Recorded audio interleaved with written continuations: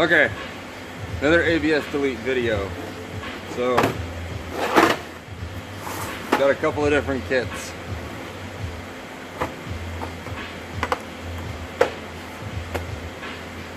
An inline flaring kit.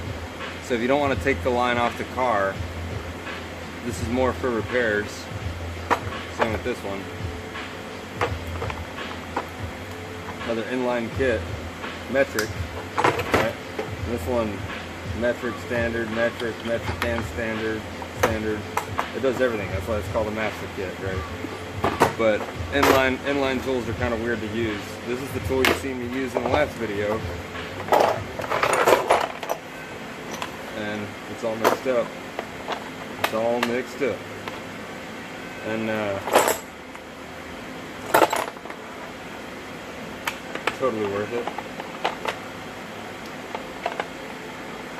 So this is the tool that was used in the video. This is the tool that worked the best out of all of them. So this one was made by an OEM. I don't know which way that is. Right, kit number 27012. Yeah. So we're trying to adapt. We're trying to delete the ABS. There's quite a few reasons why we'd want to delete the ABS.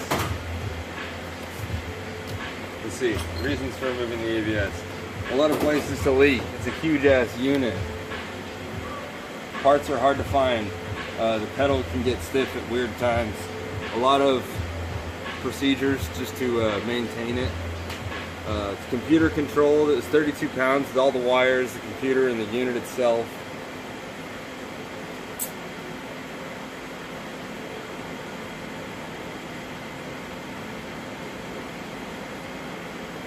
The weight was kind of high in the vehicle as well, when you think about it. It looks cleaner in the engine bay, less to worry about braking. The problems that happen with the ABS, it kicks back. You know, if you don't know how to bleed it correctly, the speed sensors in the rings can get damaged, or you get metal shavings on them. You get weird readings. Let's see. The connections can get corroded if you have water leaking into the car. If you don't know where the fuses are for it, they're behind the instrument cluster. Dead electronic motor. It's got a motor that powers it, that builds up pressure, and you can hear that thing. It continues to build pressure. Whenever you go to bleed it, you actually need to turn the key forward and have somebody pushing on the brake pedal, and you crack the bleeder and it notices a drop in pressure while the brake switch is hit. We got quite a few mosquitoes around here in Texas.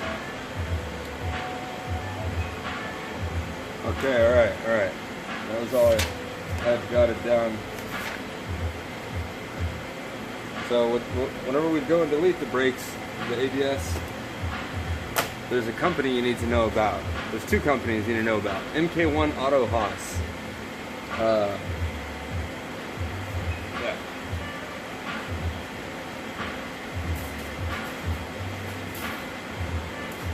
Get a thing aligned without the cobweb. It looks like this, right?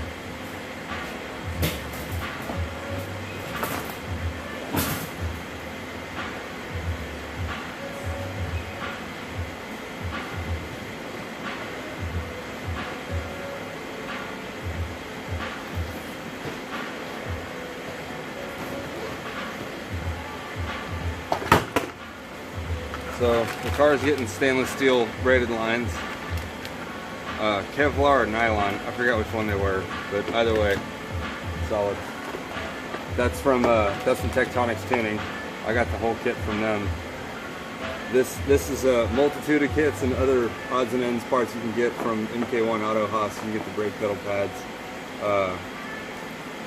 but a couple of notes I wanted to make. You might not use these unless you're doing it kind of like the repair way or the patch way. You're going to be using plenty of these, you know, at least 12 to do the entire car. You're going to take the splitter off of there if you know what you're doing. Yeah.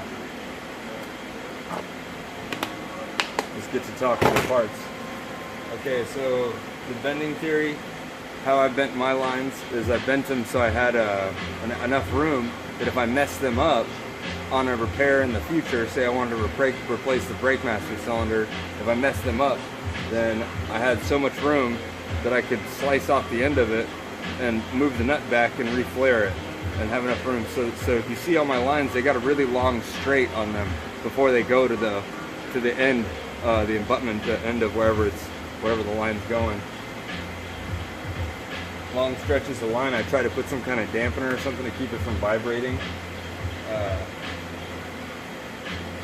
You know, of course, wait till the last minute to fill it up and bleed it. You don't want the lines open with brake fluid in them, because brake fluid's hygroscopic. It collects moisture out of the air and it'll actually expand. So if you got the cap off the master cylinder for a couple days of brake fluid in it, it'll actually come over the level eventually. So parts breakdown. So let's get to looking at some of the parts we got going on. So this is the booster adapter. This is from S&P. Hang on for the airplane. Actually, it's not that loud. So a couple of things I've come up with. I have a shaved firewall. So I'm going to have water coming down that rain tray now, actually, be coming this way. And I would need to seal this off somehow. So I'm going to take these rubber grommets and take a seal cutter and make them the inside diameter the same as that metal insert. So up here, I just took another piece of rubber hose or something, and popped it on, sliced it with the correct height and popped it on. So with enough pressure, it'll actually pop out of there. So here's the little adapter that I made that I might not end up going with. So this is what you get off your ABS unit, and you think it'd pop on there, something like that, right? But it doesn't.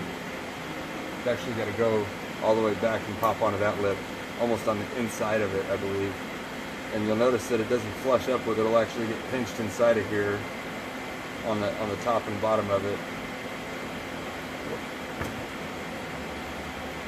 So you can still use this if you want. I'm trying to come up with something else a little more permanent. Oh no, he got away. I caught him though. Alright, anyways. Okay. A little bit of Kapton tape on it. Not Kapton, Gold Reflect or something. I don't know what they call it. So S&P is the company that came up with that one.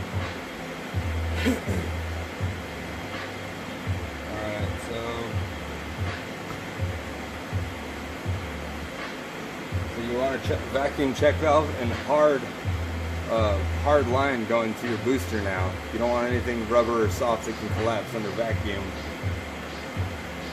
That line in the kit that came from that all came from MK1 Auto Haas.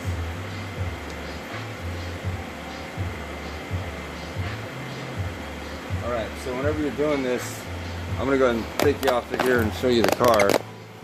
So that was the bottom, and now this is the bottom. Okay, alright. So the lines that go to it, I took that splitter off of there, and I actually ran both lines separate to I guess the lift shut-off valve. I'm not entirely positive what they call that. Excuse the fans, but you know, you run the lines the length of the car, you know, where you want them. You run them up the car, try and get them into the stock clip location, and that's what I mean by I put a long straight on it beforehand. It's got a really long straight, so I can actually stick a flare tool on there afterwards. This one might not, but I can actually take that and roll it back a little bit to where I can straighten that and do it again. But let's see. A total, I think I bent 6 lines, so be prepared to do that. Whenever I was talking about it in my last video, there was a tool from Harbor Freight that I saw that had a tighter radius. So you might want to go check out in your local Super China store. You know, whenever you go to test and inspect it, don't be feeling for leaks with your hands, and don't try to visually look for them. Take like a piece of paper or a napkin or something and wrap it around the lines. So whenever you go to hit the pedal first time really hard, it doesn't spray all over your fresh paint job or something like that, you know. So I opened up every single connection on this car. So you whenever you go to do this, you're probably going to do the same thing. So you're going to have to check everything. So that's the general breakdown. That's the things that are nice to know. You need to know to test and inspect everything after you get done messing with your brake system. you know, go down a back road and slam on the brakes as hard as you can. If you're doing dual proportioning valves like I am for the rear, you can do kind of a dirt road brake and see when the rear wheels lock up. Tell your buddies to watch you or something, or if you got a good enough feel whenever the rear brakes lock up. But you know, you don't want them to lock up before your front brakes. You know, you might just want to feel it out and see what you feel like, but your front brakes should be activating first, and then your back brakes, so your ass end doesn't slide out of behind you while you're driving or while you're taking a turn or something. You want your front brakes to engage and have the most pressure. So I'm not sure how those proportioning valves work exactly, if it just stops it from the pressure being built immediately, if it regulates it until it gets to a certain point, you know, I'm not positive. So we're gonna have to just test and feel how those proportioning valves work exactly. Another way you can get away with it without using that splitter in the back end is you can take 2 stock proportioning valves and use those. That's pretty much it. Have a good one.